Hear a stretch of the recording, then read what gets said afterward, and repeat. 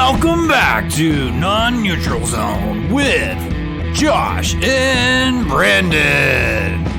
That was PG there, the producer Gunner, bringing in the heat. I like that, PG. So here we are. Now he's rated anything but PG. All right, well, hey guys, on this episode we got a little XFL review. We've just completed, or are currently in the process of completing week 3 of XFL. We're going to talk about some NFL news. We're going to introduce some new segments to you. And segments? Some new segments? I can't wait for the first segment. Oh, man. And we've got some combine and fantasy talk. So a lot NFL heavy today, but we are going to touch on some XFL stuff because we had some big moments this weekend in XFL. So I think that's important. All right, well, let's get started. Before we get too deep into it, I want to remind you to check out our Twitter at non-neutralzone1. That's the numeral 1. Uno. Yep. Okay, and be sure to give us a heart on your favorite podcasting app. And if you're listening and you couldn't find us on your favorite app, you had to switch over to another one, tell us which app you want us on and you can't find us. We're trying to get all that straightened out. We'd really appreciate hearing that and getting that feedback, all right? All right. So that's all the technical talk from PG. So let's jump right into our XFL update. Go ahead and start with the most compelling news, Josh, or the most proud news for you. Let's go ahead and touch on that XFL Daily Fantasy Update between Brandon and Josh. Yeah. How's that looking, big guy, over there? Currently at 37 points for the week. Oh, that's you, right? That's my whole roster. And we're in the last game of the week. Is that right? Yeah. Oh, how am I looking? A lot. I think you just hit triple digits, man. Oh, did I really? I think you're at triple digits. That's pretty exciting. I don't share your excitement. Triple as far as like 3 10s, and I'm in like the 3 digits. Yeah, you're at 92. So you're running. So I'm not there yet. Yeah, I may not. So I did not pick well this week. Sounds like it. And you picked a trump card. You picked Cam Phillips. Cam Phillips just went off for a gazillion points. Yeah, he's been doing that. He's trying to go to the NFL, man. He's trying to get back there. He was on the practice squad for the Bills. Yeah, and I won't be surprised if somebody gives him another opportunity to get back. Well, he's certainly showcasing that he might be a good option, while putting me in the fantasy death. He single-handedly outscored my entire team. Yeah, so far. But we'll see. You still got your quarterback playing. He could get you up to his score. Cam Phillips' score. Yeah. So you want to side bet that? No, I think you've probably got it figured out there. You're probably not getting there. You need 17 points? Is that right?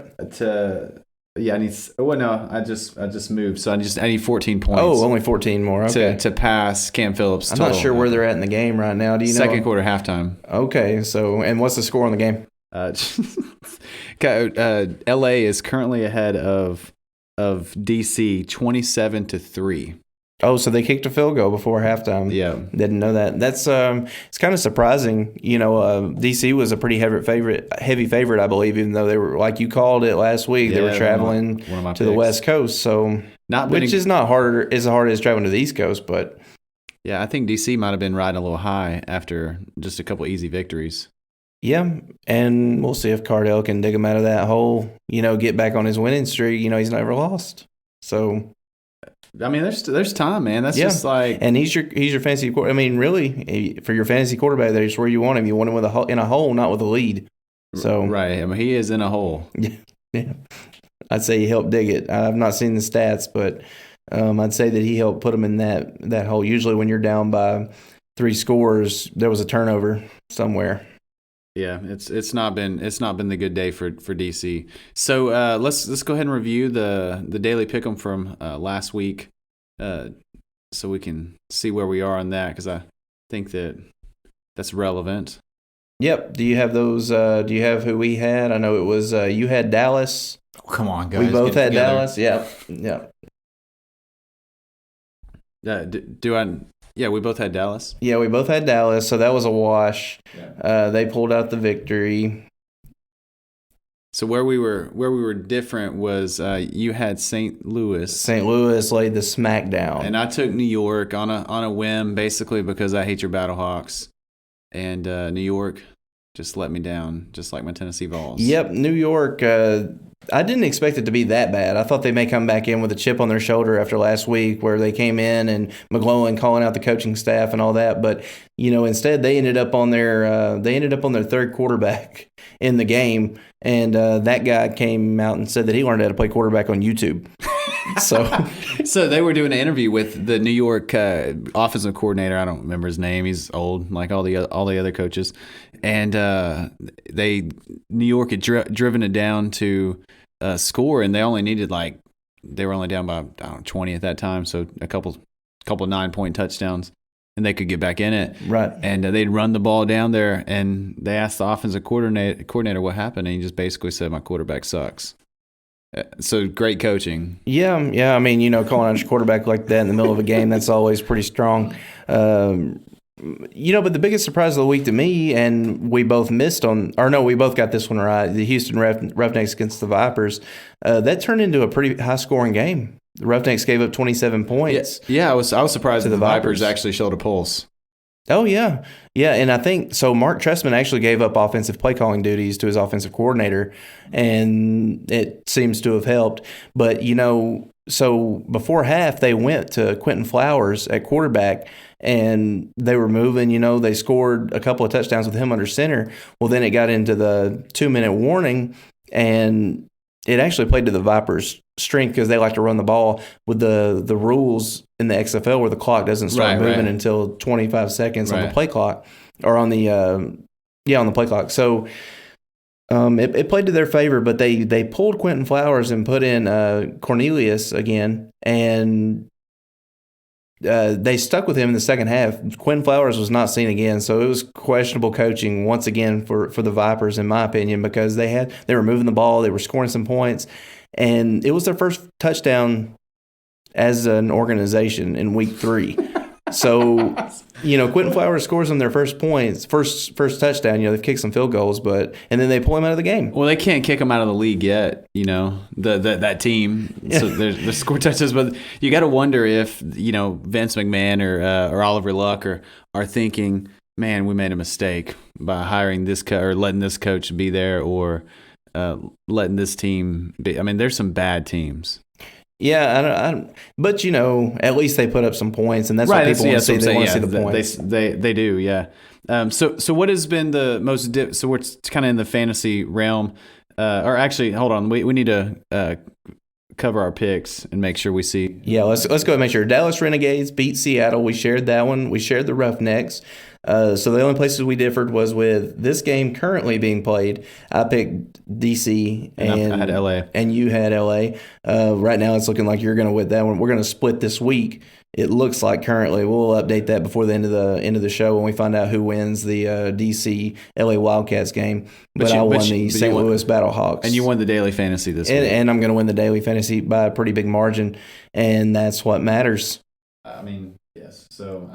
I got nothing. I can't even. Act like it was close and I had a chance. It's just important to remember, kids at home, beating your friends is what matters most in life. If you can beat your friends, you're going to live a happy life. So trudge on, work for those victories every day. All right, Josh. This may be a question better suited for me, but what's been the most difficult position to draft in daily fantasy for XFL? Oh, hey, I'll start. Yeah, because it's a great question for me because I've clearly had issues drafting. I'm going to go with defense. I feel like if I select your defense, you're guaranteed to score below 5 points. I'll give you a pointer, and I probably shouldn't. Okay, all right. But the XFL has been pretty. They've been pretty adamant about putting the over/unders and the spreads. I'm just writing this down, no problem. They've been putting the spreads, they've been putting the over-unders in front of everybody's noses every single week.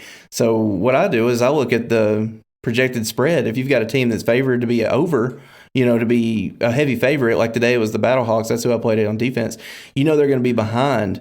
The other team's going to be behind. They're going to be throwing the ball's in the air. There's more opportunity for mistakes, especially by these quarterbacks. So, and they were playing in St. Louis, who actually sold out the stadium, and it was loud in that dome. Yeah. So, all right, I've written this note down, so maybe we'll pick the. And if you didn't write it down, I know a great podcast where you can go back and listen to it. There we go. I just wasted my time writing that down. It's solid, good. I tossed that one up for you, Gunner. I didn't even know it. So, I just lost my train of thought here. So watch the spreads and the over-unders. The over-unders. Mm-hmm. Pick that. So how did you know that St. Louis was going to have a special teams touchdown this week?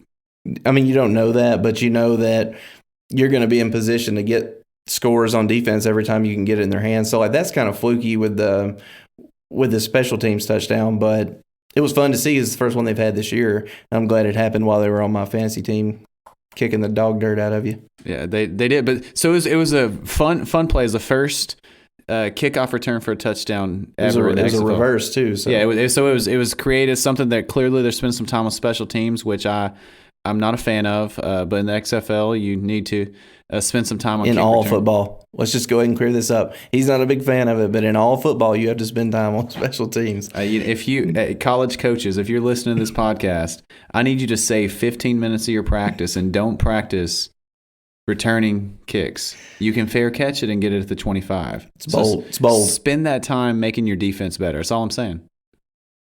Sometimes you just don't have the horses to make the defense better. You need to win. That's why you got to practice more. So to win in football, I think you need to be able to win in all areas. You may not win in all areas every single week to pull out a victory, but being able to win on special teams, one play can break the opposing team's spirits enough. That's all you need. Well, that may have been what happened in the St. Louis game. So they had this one play, and they reversed it. And that guy, I don't remember the guy's name that scored. He had some long hair. It looked like Troy Polamalu running through there. Yeah, he was fast. It was actually wasn't that fast. His hair was running behind him like Troy Polamalu. He's going to get a call from Head and Shoulders. But it was cool. It was exciting for the game. It was early on, and they probably broke their spirits because New York ended up putting up, was it 3 points? They scored a touchdown. They got to 9. Oh, okay. Yep. Right, yeah. Yep. They failed on the. I don't know if they went for 3 or if they just said keep it, guys, and walked off the field. I'm not sure, but yeah. But we did see a couple of the double forward passes this weekend. That was a lot of fun to see. Yeah, I know that's one of the things you were most excited about. So I know you're pumped. Yeah, and the way they're doing it's pretty smart, because as a defender, once you see that forward pass in the backfield on that swing pass, you move at it like you go. Yeah, you're going to attack it because you're not ready for him to hit that guy deep down the field. So, but back to Cam Phillips, we touched on him for a second. I just want to get back. That guy's good. He's good at football, and we talked about it a little bit in the ride over this afternoon. It'll be interesting to see if this fall some of the teams want to reach out and maybe pay a little bit less for some of these guys in the XFL rather than paying a more expensive player at a premium that you don't know if you're getting the product that you saw later in the year. So the fact that the XFL has made no bones about, like, we're not here to compete with the NFL. We're here because for the love of football. We are banking for now. For now, yeah. I think Vince said the same thing about the WWF, and when he was broadcasting for Turner on TNT. Oh yeah. Yeah. He said we're not here to compete. Yeah, so we'll see. So, but it's great for the NFL now because they're able to get free scouting. So the NFL teams have to be loving this. So it's essentially farm teams without the overhead, running those teams. So it's working out great for the NFL if they're smart enough to utilize it. And I think it's great for the players. It gives them a chance to showcase and another opportunity or a first opportunity if you're learning how to play quarterback on YouTube. I feel like if you are learning how to play quarterback on YouTube and you've made it as far as to be a quarterback in the XFL, you deserve an opportunity. Hey, for those listeners who are not familiar with the XFL, like myself, how did the recruiting phase go? The tryouts, how did they pull? So this season they had a draft, and so the players submitted names of interest that they wanted to play in the league, and the teams drafted from that pool of players. Am I understanding that correctly, Josh? Yeah, I believe that's right. Okay, and so moving forward, that's a great question. Like, can they sign Brock Lesnar off the streets? So the way the I think the way it's going to go, like they've got rosters in place now, and the majority of those players are going to stay in the XFL. They may even be under contracts. Some of them, where they won't be able to move into the NFL, and some of them, Eli Rogers, for example, or Cardell Jones, may be in contracts that allow them the opportunity to move into the NFL if they get that opportunity. But a lot of the guys are just wanting to play football because they love it and because it's an opportunity for them to make money. They may not have taken college seriously because they were good enough at football that they just kind of skirted through, and now they don't know how to do anything. They just know how to sports. I don't mean don't know how to do anything, but maybe not what they need to do. So, it's a good opportunity. But I think the draft moving forward, there are so many undrafted free agents and undrafted rookies that will be looking for an opportunity. And I think the XFL is going to be that opportunity for them. Right, but surely it's not like a free-for-all, like Dallas. No, it'll be a draft, I would say. Yeah. So I'd say it'll be a draft again where they get the opportunity to put their name in the hat. There's sort of a moratorium on just signing random free agents. I would believe so. Sure. I mean, surely for league parity, it would be that way. Oliver Luck is too smart to allow it just to be chaos, I believe. Yeah. It got good genes, too. His son was good at the football. Yeah. R.I.P. Bless his heart. Yeah. So let's get our picks in for week 4. So we can get this on the board because I'm going to do better this week. I got a feeling. All right, so who do you got between L.A. and New York next week? It's in New York. It's in New York. I've got L.A. I think they've got this thing figured out, got the ship righted. They took their 2 L's early, and New York sucks. So I'm going with L.A. Yeah, New York sucks. But like we said, I'm going to take New York, and they do suck. But just to be clear, you got me this week with the traveling team, and I think L.A. going to New York is going to be tough on the guys. So that's like as far as possible away. It is. Seattle to Tampa, and the time change, is really what messes with them when they travel east. Yeah, I don't know what time that game is, but that could matter. Yeah. Right, Seattle. I think it's the 1 o'clock game. No, I don't care. I'm taking Los Angeles. Cool, works out for me. Seattle at St. Louis. We're both on St. Louis, I believe, right, Brandon? I'm taking St. Louis. Yeah, I don't believe in Seattle. It's hard to pick against one of the best teams in the league. I mean, I don't care who they're playing. So, yeah.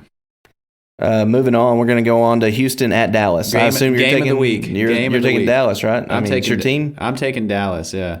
Man, it's a good game. I'm going to take Houston though, and you got to imagine that's considered a rivalry game as close as they are geographically. Yeah, and I think that's 2 teams that have proven that they're good in the XFL. So that's one of the games I'm excited to see. Or the game I'm excited to see. Not much time change there to take into account. All right, DC at Tampa. Now we made these picks before this week's game. We're both currently on DC. Tampa look good. What are you thinking? You going to stay with DC? I'm with DC. I'm rolling with Carl Dale Jones. Carl Dale. Yeah, I'm going to switch my pick. I'm going to go with Tampa Bay. It's at Tampa. I'm going to switch my pick. Tampa ain't getting their first win. It's going to give us a little opportunity there to maybe put some distance between each other on this pick'em. I mean, that'd be quite fine with me because right now we're assuming that Los Angeles holds on this week. Then we can assume that they will. Yeah, then it'll be 2-2. All right. Cool. Quick question for you guys. The XFL decides to add 2 teams. Which cities? Nashville. And we got to add one in the West. Yeah, I don't think Nashville. Memphis. Philadelphia? I think Memphis would be more likely. Yeah, I think Memphis would be more likely. Yeah. So, but I think Philly would probably be more likely. But I do think if they add an East, they'd probably go West somewhere. Yeah, you have to add one West, one East to keep the conferences level. So, Philly, Nashville, Memphis, whichever one of those you want to pick, and then in the West, probably Denver. That's not a bad. I was trying to think of something that's in the Midwest, like in they could take Oakland's old Minnesota. Oakland's like just craving a team. Yeah. Yeah, just while we're talking about that, just to go back and touch on St. Louis, it was so cool to see because that they had their professional football ripped out of their life 4 years ago and carted off to LA, and today they packed the house out. It was sold out. Those guys are just craving for football, and so it was fun to see. LA didn't even want their team. Jeez, man, like what? They had more fans at their game today than LA. Yeah, they can't pack out a college stadium, so it's. I don't really understand what the goal was with moving 2 teams to LA, but both franchises I think have paid for that move. Yeah, but it was a sweet moment for St. Louis today. Yeah, it was. I loved it. I love seeing it. And you could see all those big body guys out there with their shirts off and swords drawn up their belly button. Bless their hearts. It's a good time. Those guys are just out there partying.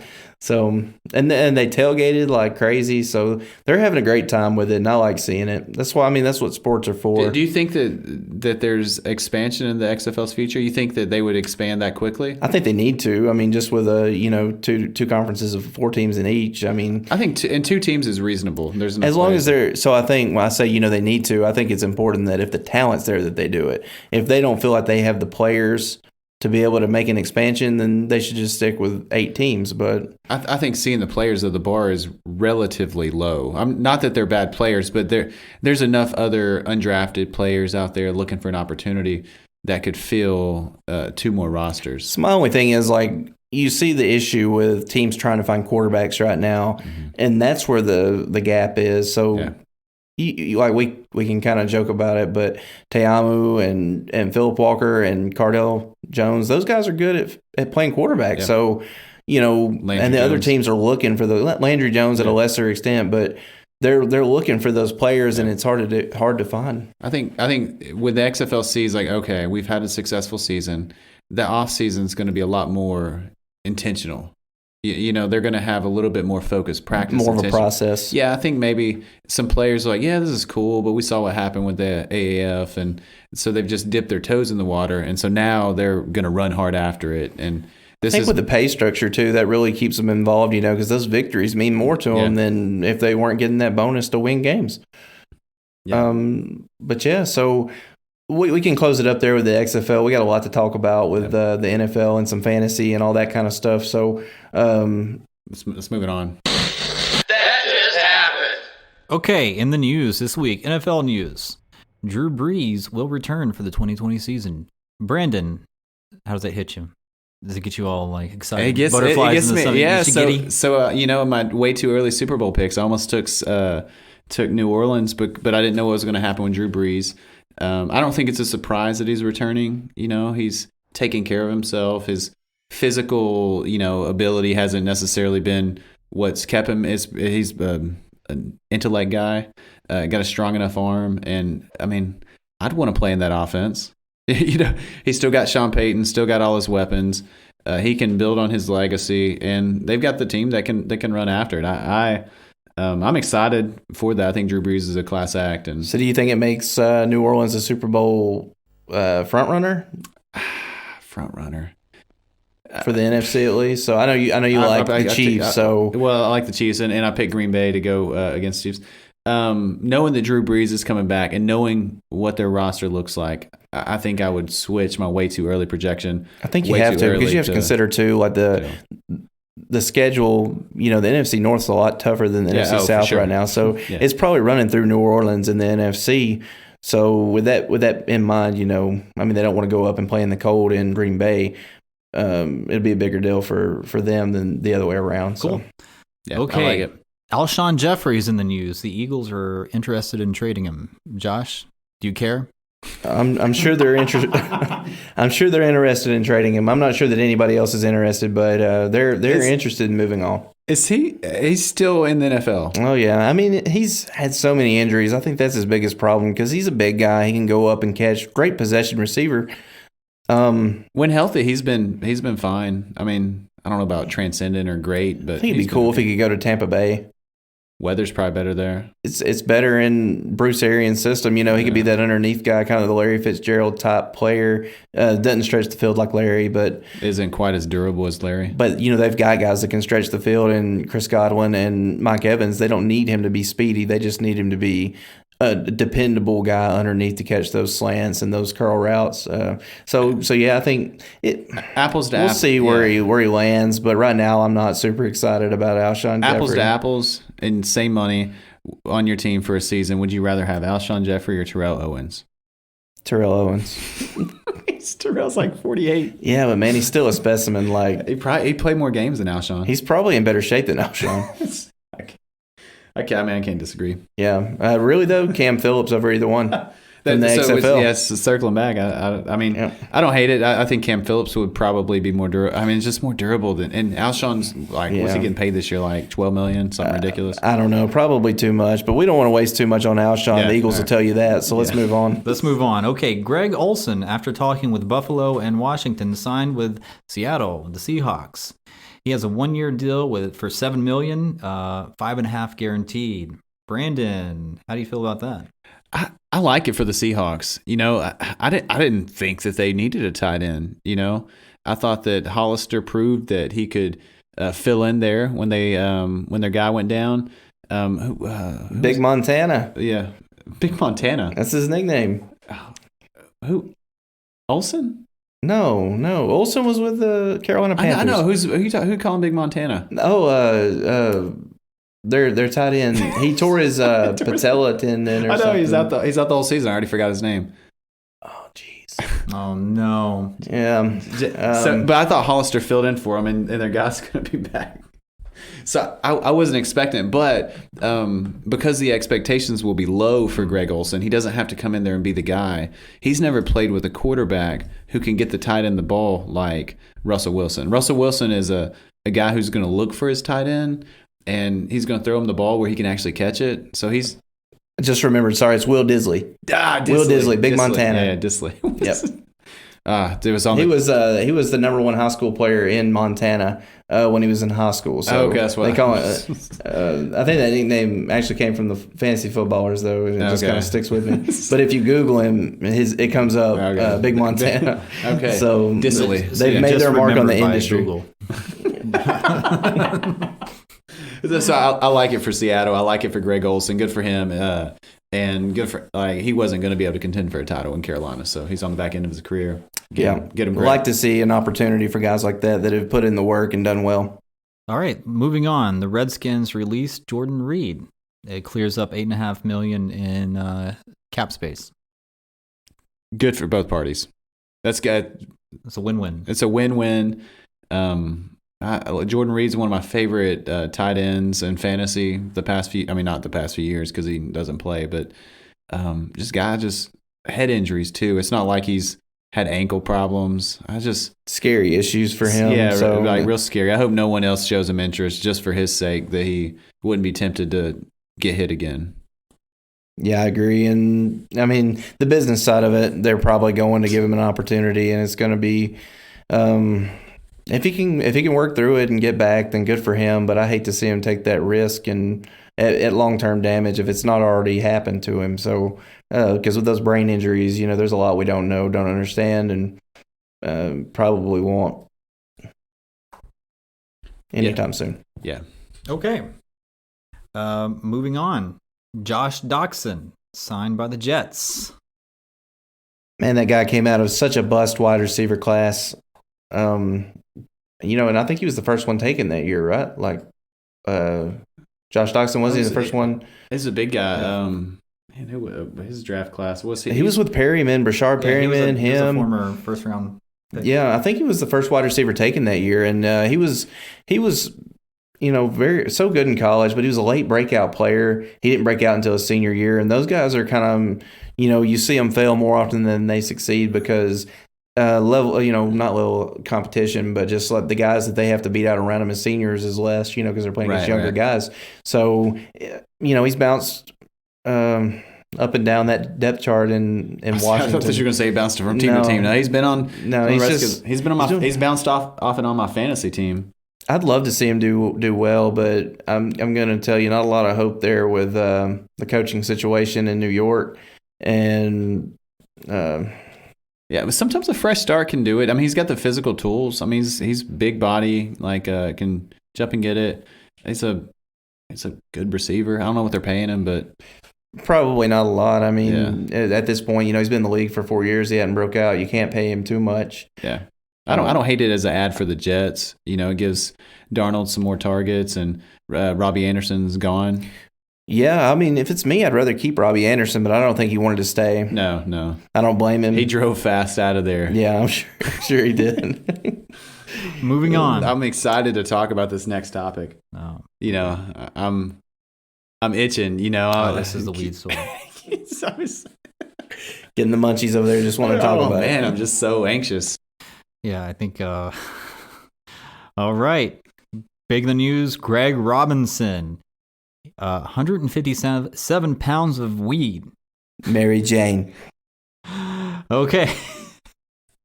Brandon, you're very excited about this. It gets you giddy. I mean, I don't know why. It's very funny. I mean, you don't even like the munchy food. I don't know. I know. I'm not a muncher guy. Josh is a gas station food guy. I'm not. Well, you were telling us earlier how many joints are in a pound of weed. So my wife did some research because she was intrigued by this. She thought maybe he had gotten party favors for the Cleveland Browns organization. So you get a pound of weed at his birthday party. So she was wondering, how many joints does a pound of weed make? And according to her research, it was over 900. Yeah. So 900 times 150 is a lot of I'm joints. not going to do the math, but yeah, that's a lot. What do you think the plans were? Like, what was he going to do with 157 pounds of weed? I think he was making money bringing it over that Mexican border. You think it was? Yeah, I think it was just profit. That's what I think. Maybe he just does it for the thrill, getting away with something. But so he's made $28 million in his career. Yeah, it's not for money so much as joy, I would say. But we've also seen. I mean, look at Warren Sapp. That guy's broke. He pawned off his Super Bowl ring to continue to exist. So he may not be the best at managing his money. It may be a money situation. We don't know what. Maybe too many boats and hoes for that guy. Who knows? So the street value of that is like 200. I mean, between 200 and 800,000, depending on the area and just the. It's high quality. risk. I think it's a high risk thing to do for under $1 million. And I mean, it's probably not even $1 million in profit. Like 800,000 in profit. I think he was probably a mule. I don't think it was his weed. Well, I mean, if he's running across the border, yeah, he's certainly a mule, but it's still very risky if he's going to make even a small portion. But I mean, he's a University of Alabama lineman, so he's probably used to just being able to do whatever he wants, and like Tuscaloosa police just sweep it under the rug and not care. I'm fascinated. There's no way it was for personal use. Yeah, but like with his friends, with his homies. Like he's just going to get the month's supply. Yeah. Well, when you're dealing with that kind of volume, you have connections with drug cartels. Is there a use by date on weed? It's a legitimate question. I have no idea. One of our listeners will know. I've never had 157 pounds of weed. It's a Kyler Murray of weed. I've seen some very old weed get smoked, so I don't think there is. I mean, the quality and purity probably goes down. Yeah, but 157 pounds. That's not the most by an NFL lineman. I was yeah, there was a guy Nate Newton, early 2000s. Is that right? I don't remember Nate Newton. We could Google it or remember it. But Nate Newton had over 200 pounds of weed. Wow. That's more than a Kyler Murray. I'm just surprised that it's marijuana for NFL players and not like cocaine or testosterone that they're smuggling over. Yeah, it seems like to be a more beneficial likely drug. Yeah, or I don't know, beneficial. Yeah, there's a lot of research that shows that marijuana is probably medicinal wise, right? More, good for recovery. Yeah. That's a big part of the CBA right now. The conversation going on between the league PA and the league itself. Is they're wanting less harsh penalties for that kind of thing, and rightfully so. I don't.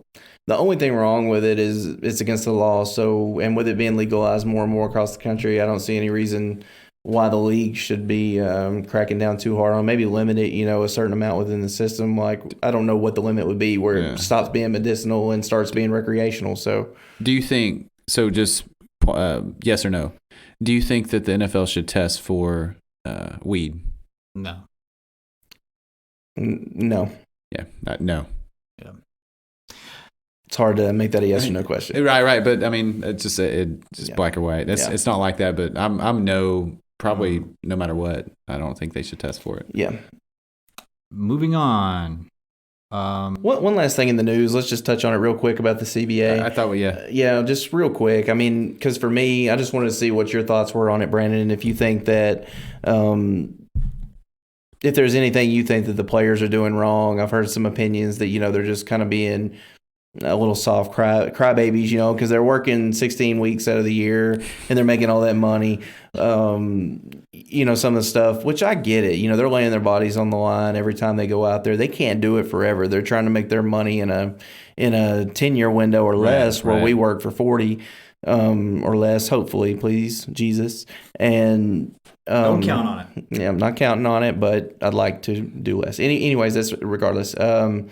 So I was just wondering if you had any thoughts on that. For me, I don't care as long as they get it done. I just want to have a season. I want to have football. Make sure we have football. I want to have fantasy football in particular. So we can only do so much with eight teams in the XFL, which honestly, if they don't have a season, we're probably going to have more teams in the XFL. Oh, for sure. So, I think that... Or do you think those guys would come over across the picket line and play in the NFL for those NFL teams? That's true. That may be one of the leverage points that they've said behind closed doors at owners' meetings. Like, man, hey, look, we could get some of these guys and patch it up. Make it through until the players cave, but it's doubtful. Yeah, I think that are the players doing anything wrong? I don't think the players are doing anything wrong. Or on the other side, the owners. Do you think the owners are asking for too much? I heard initially when I heard the 17-game proposal that was going to be an idea on this negotiations. It was months ago or even before this past season. And they talked about limiting the preseason, having a 17-game regular season, but each player could only play in 16 games. So I love that idea because it was a forced week off. And it also sort of forced you to develop players. So I like that, but on the flip side, you're making your money, your revenue through selling tickets. I don't want to buy a ticket for a game early in the year, and then your quarterback doesn't start. Yeah, the guy that you want to see is not playing. Yeah. So one thing that I've been hearing since the talks have heated up is you go to an 18-week season, but you only play 16 games. You have 2 bye weeks. So I think that would be far better. You still play 16 games, but there are 18 weeks of football. So the fans are getting... So not 17 games. So get rid of the 17th game. Yeah, you're not playing 17 games, but you have an 18-week season. You have 2 bye weeks. I don't mind with that because you're still going to have football in the bye weeks. Yeah, I like that. I think that's good for the fans. It's good for the players and the owners. Yeah, when the owners would want that 17th game for revenue. And I think they get rid of one preseason. They go down to 3 weeks if they do that. So. Right. But your preseason game revenue compared to your regular season game revenue is like way different. Not comparable. Yeah. So I like that idea, 18 weeks and playing 16 games. But the bigger thing, if they want to go to 17 games, the players are cool with it. All right, do it. But the bigger thing is they're talking about expanding the playoffs. And I think that the NFL playoffs are the closest thing to perfect postseason as there is out there. I agree. I think you're watering down the 2 and 3 seed if you add another. Just the right amount of teams make it. Yeah. I think in Major League Baseball, only 8 teams make it. If it ain't broke, don't fix it. Yeah, only 8 teams made it in Major League Baseball, and that was too little. And they've added it, and it's getting closer to right. Yeah, I think in the NBA, like everybody makes it. Right. I think with 32 teams, it's at the right. 12 teams. Yeah. I mean, you don't want to let too many teams in. I mean, just like in your fantasy league, if you've got a 12-team league, you don't want to let 6 teams in because then it's too easy to get in, and you have a Cinderella team get hot and beat the best team.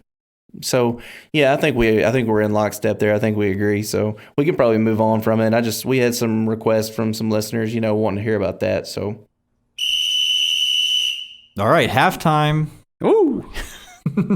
We're gonna pull back from sports a little bit and see what's going on elsewhere in the world. The main topic, the biggest news story right now outside of the stupid primaries is the coronavirus. Have you guys been following it? A little bit. I had a corona yesterday. Oh. Yeah. But you're going to have to quarantine yourself. Yeah. Okay, well, this is big news. In my family, my wife is currently in Korea. Like, she went back, and then the same week she went back, the virus just had a major outbreak in Korea. Have you heard wow. Have you heard the story of what happened there? I have not. Oh, boy. So there's this cult church there. They are a cult. There are other churches that people will say are cults, but this is a legit cult. And one of the patients, the wife, refused to get tested or treated or anything, and she went to this big service and just infected everybody. And now it's just rising by the hundreds every day. okay.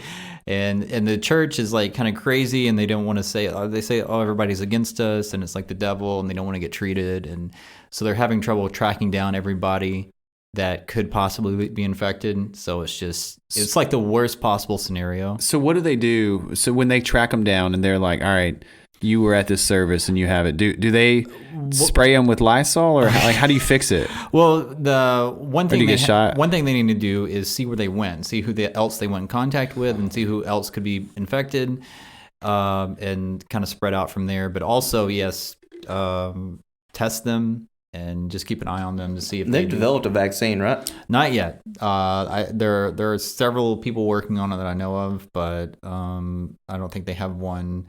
Here in the States, like you hang out with them, or you just know that they're working on it? What? You don't. So you know? Oh, I know. No, I don't know anybody personally. But I just know that people are working on it. I mean, those are the people you want on your side. So, So was the cult church in Korea, or was it in China? No, it's a Korean church. Oh, jeez. There are a lot of cult churches in Korea. It's a weird thing. Well, there's a lot. I mean, there's a lot of cult churches in America, but not this crazy. Okay. I mean, there are some crazy churches. I'm not going to say there aren't, but there's some just bizarre, like unexpected. Because when you think about Asia and Korea, you think maybe like Confucianism or Buddhism. Right. You don't think of these weird like Protestant cults. Yeah. But so bringing it back to sports a little bit, the big concern is the Olympics. They're coming up in Japan. Japan is starting to restrict travel. Their cases are rising too, not as rapidly as Korea now. You guys got any predictions what's going to happen there? Because that is like the worst possible scenario for a virus outbreak, like bringing people from all over the world and then go back, send them back to their countries. Yeah. I mean, I think probably if I'm head of a country, I'm gonna say, hey, we'll run this back next year. We need to get this thing under control. So Canada, they're one of the worst right now. They're just letting flights come in from China early in the process too, and in the name of saying they don't want to be racist. Yeah. So is it better to not seem racist and let your population get dissipated by this disease, or? As long as we cut off Canada, I say let them, But you're not racist towards Canada. You can't be there. Yeah, right. Because I don't know what it's about, but I mean, I think that I wouldn't like. I don't want our athletes going over there, like people from America going over there, especially if it's not under control. Mm-hmm. I actually saw Josh Gordon had been over there. Did you see that? So Josh Gordon wanted to talk about how he didn't realize how big of a celebrity he is overseas, and he was walking through. I can't remember where it was in China, but he was talking about it. Next time he's taking a film crew, I'm sure they're really jumping up and down to get over there and walk through that. You know what I mean? Yeah. Josh Gordon. Flash Gordon said they were lining up to see him when he was walking through there. But that also does tend to happen for like bigger white and black people. Yeah, they're like they must be famous. It doesn't matter if you're famous; they're just like fascinated and they want to take pictures. Yeah, and Josh Gordon was probably high, and they didn't really know what was going on anyway. I'm surprised it wasn't him with 157 pounds of weed, honestly. So I did hear that customer. I did hear that London has offered. Oh wait, the Browns correlation there. We might be onto something. That might have been who was coming back for. Yeah. Sorry, go ahead, guys. Figured it out. Get back on the coronavirus here. Yeah. No, it's fine. London has offered to host the Olympics if things don't get under control. Really? Yes. I had not heard that. But the weird thing is, or the big problem is, the countries sink so much money into the Olympics. And not just the country, but a lot of companies bank on a big influx of customers. The economy. Yeah, and if suddenly they just cancel it or move it, then it's a lot of money lost. So I think that they should have probably contained this problem a little bit better if they were concerned about losing some of the economic growth from the Olympics. Yeah, you can't really fault anybody for not wanting to come there and participate. Yeah, but in all fairness, they didn't invite it, open the door. So they did actually. That's what's being said. It was developed in a lab in China and released. So that's a popular theory, but even still, the response of some Asian countries to China because they're like bullies to a lot of these smaller countries in Asia because the smaller countries depend on them so much that they're afraid to shut them out. And they allowed flights to continue well into the outbreak. Wow. So I think I feel like there will be some financial transaction from London to Japan for the quote rights to host it. That's a good point. I didn't think about that. Like there would be some recoup of the cost. Yeah. But surely Japan would be on board with protecting the world. It's a lot of pride over there, though. With stuff like that. I don't know. Yeah. But maybe this is moving us one step closer to a single host city every 4 years. I think a lot of people think that's a good idea anyway. It's not. I think it's probably a good idea. So would it be? I feel like that would be like Olympic land. You have put it in Athens. You just have your grounds, and it's like an Olympic city. They're preparing for would it be the same for winter and for summer, or would those be two different cities? Well, probably have to be two different. Yeah, because I guess clearly, but so they're just spending. It's like Disneyland. You could have tourism. That would be very cool. Other part of it that comes and sees the Olympic grounds and can run the track or I don't know whatever they do. Yeah. Well, halftime's over. Back to the game. All right. Awesome. Combine starts Thursday of next week. What are you looking forward to seeing the most?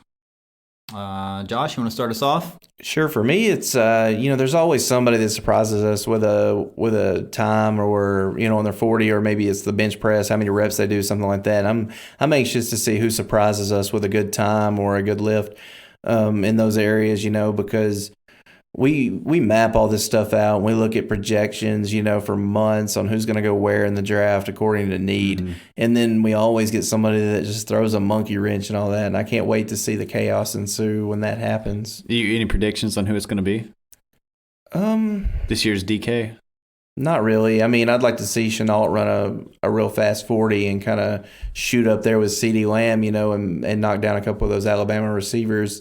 Or maybe you see one of the Alabama receivers kind of disappoint with a 40 time. That would be equally fun. I would love that. Yeah, so maybe something like that, in the wide receiver category, because it's going to be a fun class for wide receivers. It's deep, one, so that's for me. That's what I'm looking forward to the most. He surprises. But was DK he was a surprise last year, right? Was there someone else that surprised? So I don't know if DK was as much as yeah, he was a big surprise. I was going to say how ridiculous fast he was. I think they thought he was going to be fast, but how fast he was surprised people. Yeah. Okay.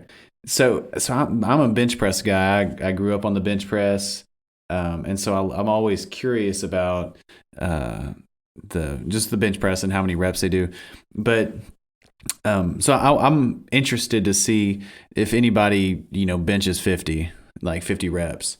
We had just in the last 5 years, no one's gotten over 42 reps on the bench press. So I'm excited to see that. And there's always some running back or linebacker who's just a gym rat who benches with the or like a kicker or just something ridiculous, but that benches more than the offensive lineman. So so you think it'd be cool to see somebody break that 49 record on the bench press? 49 reps. Yes. See somebody hit 50 for the first time. Yeah, that would. And that was. I mean, it's been 10 years since someone hit, or almost 10 years since someone hit 49. It was 2011. But I'm excited. So just in the last 3 or 4 years, Saquon hit 29, which is more than a lot of most of your offensive linemen. P. Ryan hit 30 in 17. Chubb went for 29 a couple years ago. So, I mean, it's no guarantee. I mean, there's a lot of running backs who attended the combine who didn't, who benched 29 and you never heard of them. But those are some studs, and I don't know, it's indicative of their future, but it's cool to see. It's training, and some of the athletes that are going into the combine, they'll skip that spring semester in school to train just for the combine, and a lot of times it doesn't translate to football. So it's always fun to see the teams have to weed through that, who's an actual good football player and who's just a good athlete, and can we make that good athlete a good football player, and vice versa. So to me, that it is a lot of fun to watch that kind of stuff too. Predictions on who will run the fastest 40 from the offensive skill group. For me, I think it'll be KJ Hamler. That guy is lightning fast. He's 5'9", 176 pounds, I believe. He's he had the almost all-purpose yards in Penn State history, beating out Saquon. Right. So the guy's got to be a pretty great athlete. So, I mean, he's 5'9", 176. Yeah, and he's only 20 years old, so young breakout age as well. So he should be good as far as the football side of it goes. So, but he's already been there 3 years. I mean, so he's done his time. You only have to I guess be clearly. You only have to be there 2. So freshman and sophomore, you can come out as a junior. No, really? No, you have to do 3. So, but he's done. Comes out after. They wouldn't. Yeah, they wouldn't allow him to be out if they. He's probably got a birthday this summer or something. Yeah. So I think I've got Henry Ruggs, wide receiver from Alabama. I think that Ken Hamlin went to Penn State, so he was highly recruited too, I imagine. But these guys at Alabama. So you think Ruggs is a better receiver than Judy? I don't think he's a better receiver. I just think he's faster. I was just while we were talking about him, I just wanted to know. I like Jerry Judy better. Yeah, it's so hard though because they had so many good wide receivers at Alabama. There was so much pressure on the secondary of whoever they were playing.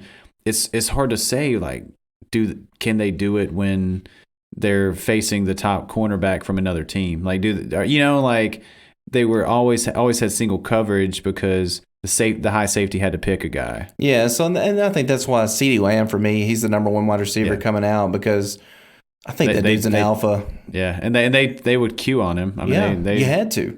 And he still would put up numbers and figure it out and make plays. How many wide receivers do you think go in the first round this year?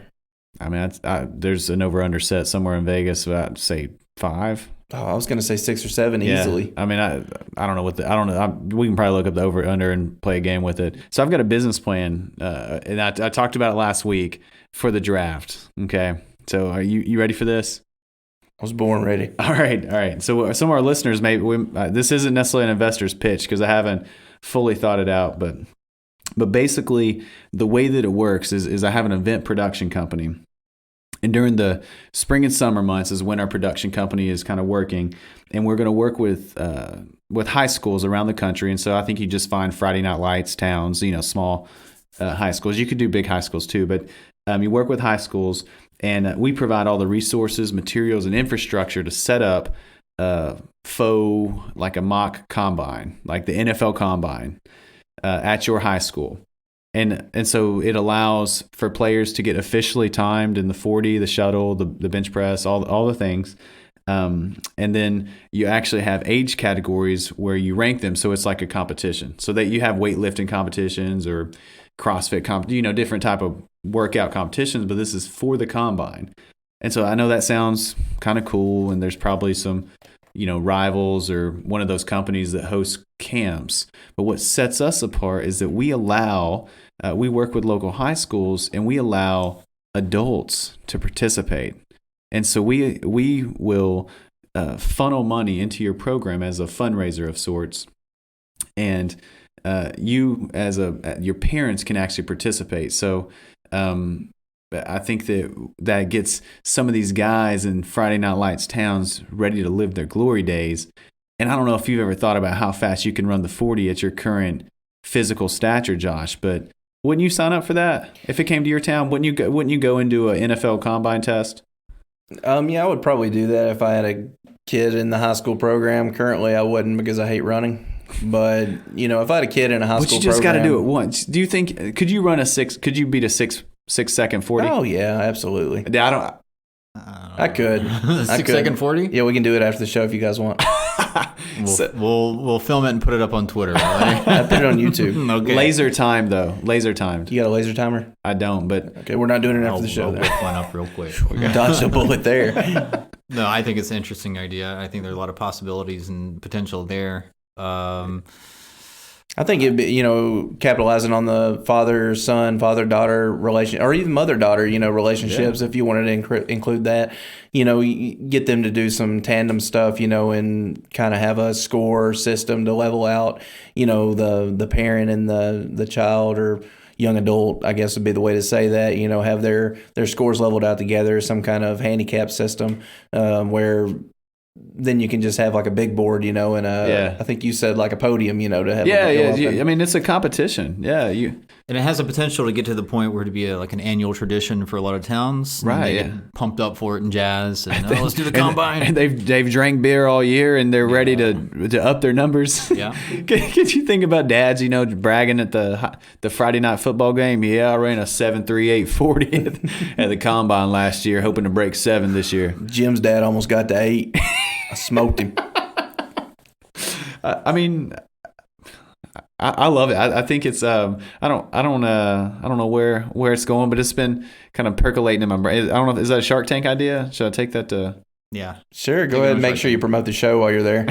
You can follow us online at Twitter at non-neutral zone 1. If you could get them to throw their weight around and get us just neutral zone and no 1 on the end of that, that'd be great. Find Sally. Is her name Sally? Yeah. I don't know. So yes. I totally would sign up even if I don't have a kid. I don't like to run either, but I can run 40 yards. Oh yeah, I can run 40 yards. I mean, just put a nice steak at the end of there or something. I'll be there. Lickety split. Yeah. It'd be cool. And the teachers. Yeah, have to get them out there. Yeah, I think so it would the just kids be. can make fun of them. Yeah, there'd be so much razzing on each other. It just would be. You just make the teachers do like a sack race or something. No, man, they gotta run. Yeah, well, tie their legs together. Like tie. They're gonna run. You just want to abuse teachers. Like tie 2 teachers, bound at the leg where they. I think we're talking about.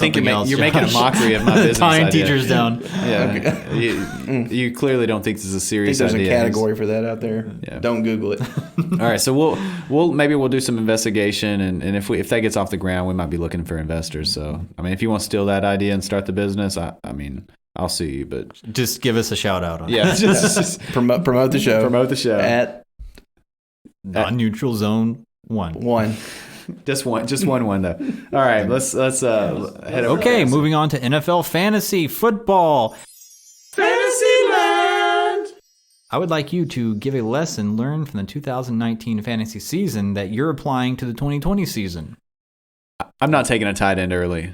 I took tight end early in 2 leagues, and I sucked. I had a losing record, and it sucked. It just crippled my team. And in 1 league, I tried to recover by drafting another tight end just to double down on the strategy, and it was bad. So I am going to. Yeah, I think I've made a terrible decision here. Let me go ahead and double down and make another bad decision. That's the spirit. Yeah. So I did turn Kelsey for Michael Thomas later in the season, or not later in the season, but 3rd or 4th game in. So it ended up being a pretty good trade. Which league was that? That was my Yahoo league. Okay. Yeah. So it was a half-point PPR, 12 team. But it was a bad decision to draft a tight end so early.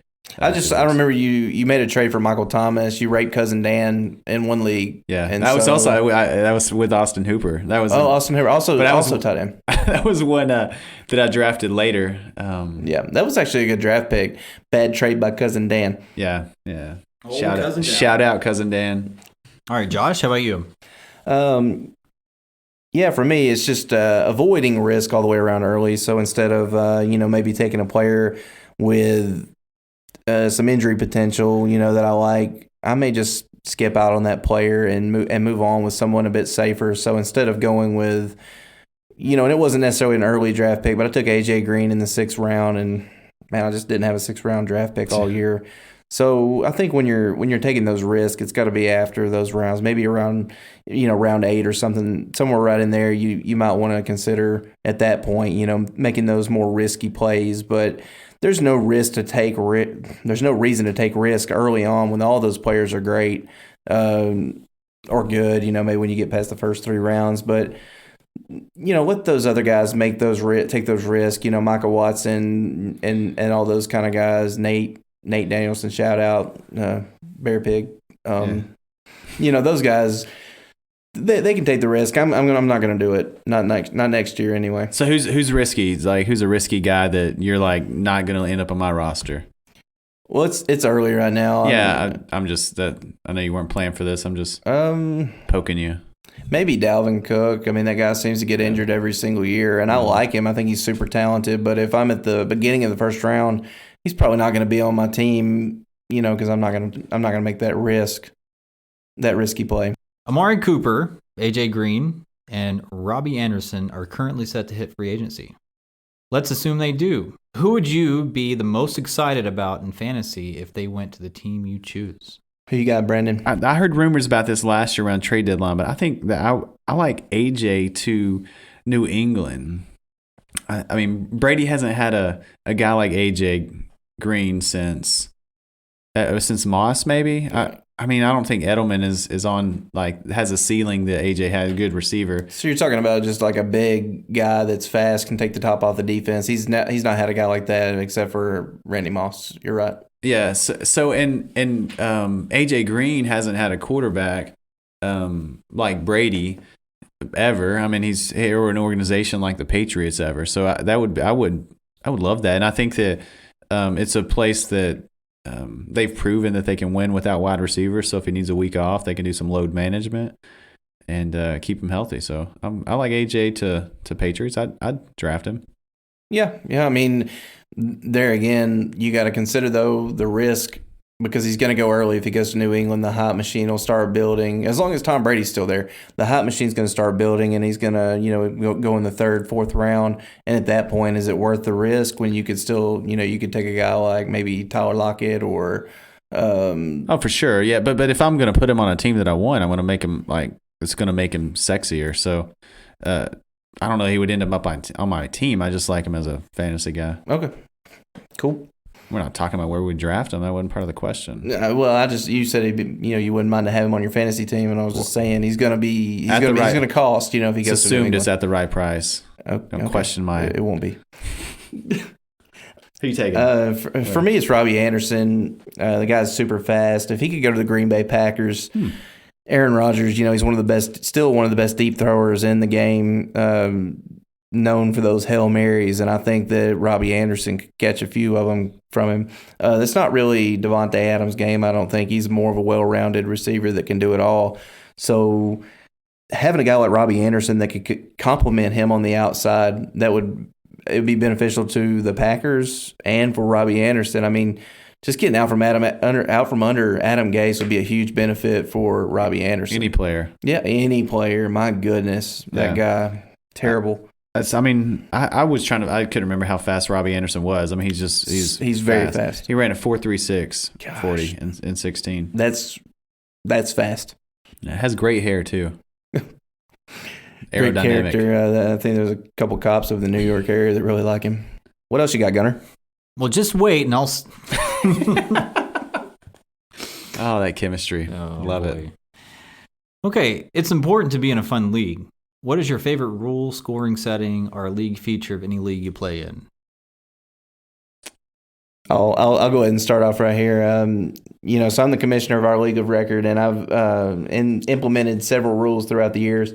And one of my favorite that we've added, and it's been pretty recently, but our league of record, we do a draft for our divisions rather than it being random or the same every year. We redraft every year. So the division leaders, the division winners for the three divisions will pick in order. They're in a linear style draft, their divisions. So the top three, the winner of the winner of the three divisions pick their leagues, or their division. So,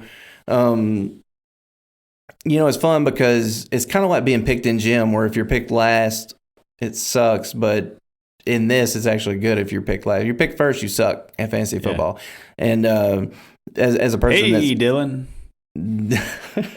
calling him out, old D-Bert getting picked early.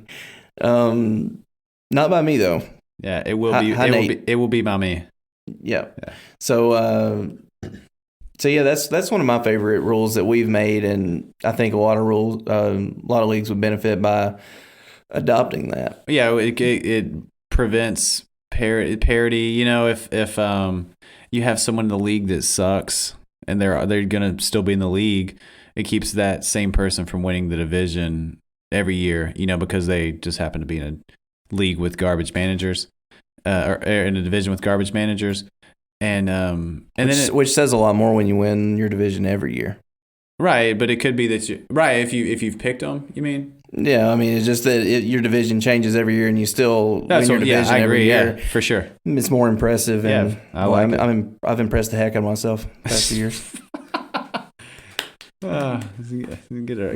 Reach over there, give him a pat on the back. The rule that I've enjoyed, this is the first year that I played with it in 2 of leagues, and we made the switch in the league of record, was half-point first downs. And I feel like when games were approaching towards the end, that it just was another compelling stat that allowed for more points to be scored, and so you stayed engaged maybe in games a little bit longer. Yeah, you got something to root for, like a little something extra. Your guy might get that extra little boost that you need to win that week. We've had some close calls, that might have been decided by that. Yeah, I agree.